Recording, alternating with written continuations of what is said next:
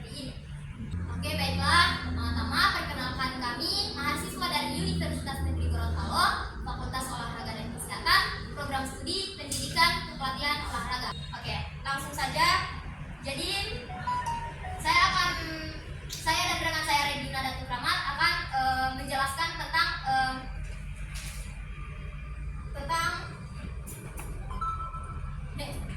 identifikasi dari masalah dari proyek kami.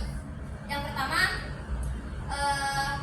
kelompok kami menentukan masalah yang akan kami tuangkan dalam proyek kami. Jadi masalah yang kami ambil yaitu tentang bahasa Indonesia dalam kehidupan sehari-hari, dalam bermasyarakat. Yang kedua,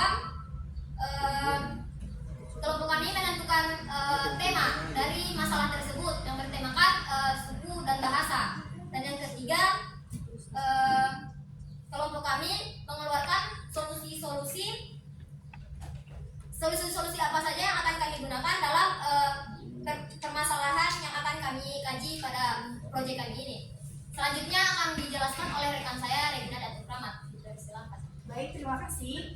Selanjutnya kelompok kami juga mendiskusikan ide-ide apa saja yang kami gunakan dalam proyek kami, seperti pembuatan video dalam perjalanan kami, membuat video drama dalam bahasa daerah, dan kemudian yang terakhir kami foto bersama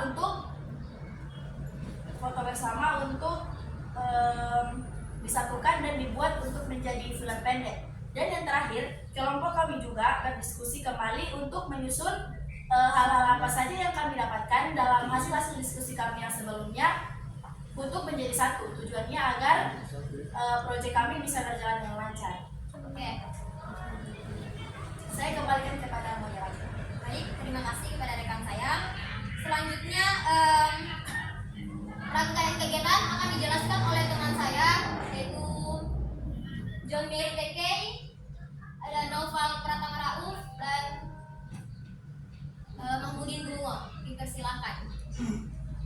Baik, terima kasih Pak Moderator. Penyusunan jadwal dan pelaksanaan proyek. Minggu pertama menentukan tema, minggu kedua menentukan tempat. Oke, baik. Lanjutkan. Baiklah, saya akan melanjutkan minggu ketiga, mencari tahu suku dan bahasa yang berada di kampus Unpad atau di Fakultas MIPA. Minggu keempat, observasi langsung atau pull-up ke lokasi yang akan dituju. Minggu kelima, menyusun laporan dan pengeditan video.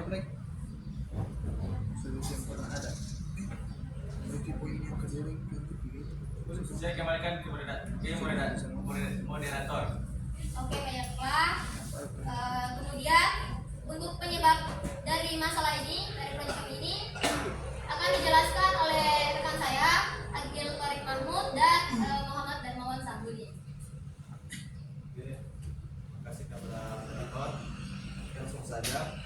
Di sini saya akan menjelaskan penyebab yang terjadi pada proyek dari kelompok kami. Dan itu ada dua, empat. Cuman akan dilanjutkan oleh Awan. Untuk sekarang saya akan menjelaskan dua. Yang pertama tentang wilayah. Wilayah ini sebagai penyebab pertama terjadinya masalah yang terdapat di proyek kita, itu pertama wilayah. Wilayah ini yaitu kita tahu bahwa setiap wilayah itu pasti banyak suku kan. Jadi suku itu di setiap wilayah ada banyak. Nah, kenapa bisa menjadi penyebab? Kita tahu bahwa wilayah di Indonesia ini ada banyak kan. Setiap wilayah itu pasti ada suku-suku. Terutama kayak macam contohnya di Sulawesi Tengah ada Banggai, baru di Jawa juga. Nah, itu termasuk contoh itu. Oke, yang kedua yaitu tentang latar belakang sejarah. Latar belakang sejarah ini yaitu tentang sejarah dari suku itu. Itulah mengapa menjadi kedua penyebab dari masalah yang ada di proyek kelompokan. Nah, oke, selanjutnya kita akan lanjutkan oleh rekan saya, Wawan. Baik, saya akan melanjutkan penyebab-penyebab yang dapat terjadi pada suku dan bahasa. Yang pertama, globalisasi.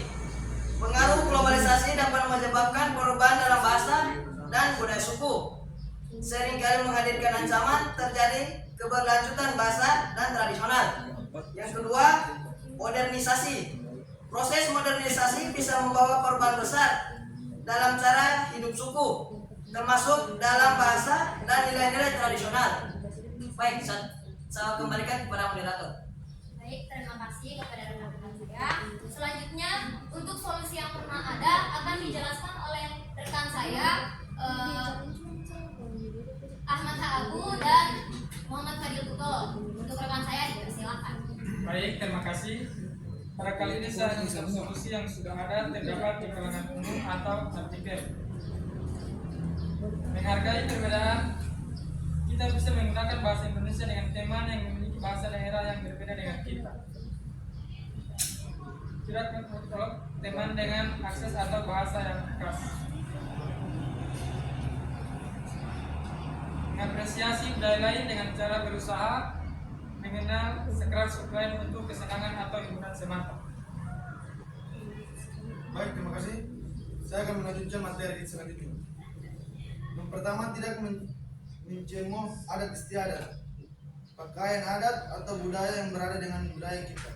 Kedua, berteman dan berbuat baik terhadap semua orang tanpa memandang suku dan budaya. Yang ketiga, mengapa semua ras, suku, dan budaya sama? Tidak ada yang lain yang lebih baik dari yang lain.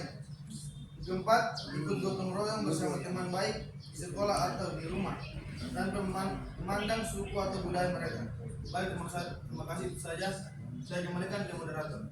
Oke, baiklah. Terima kasih kepada rekan saya. Selanjutnya, alternatif solusi yang kelompok kami tawarkan akan dijelaskan oleh rekan saya, Muhammad Zikra Ake dan Rifki Danise. Untuk rekan saya, dipersilakan. Baiklah, di sini saya akan memberikan solusi tentang menjelaskan alternatif solusi dari kelompok kami yang kami tawarkan kepada suku Toli-Toli, Gorontalo, Bornut, Jawa, seperti pendekatan sosial. Nah, dilanjutkan dari Iki dari sini. Oke, baik. Pendekatan lewat agama juga dapat menyatukan budaya dan suku. Yang dimana mencakup kerjasama kelompok berdasarkan nilai-nilai agama, bersama-sama dihargai, membangun jembatan antar agama melalui dialog dan kegiatan bersama. Dapat memperkuat solidaritas di antara berbagai kelompok budaya seperti suku Bornut, suku Gorontalo, suku Jawa, dan suku Toli-Toli. Yang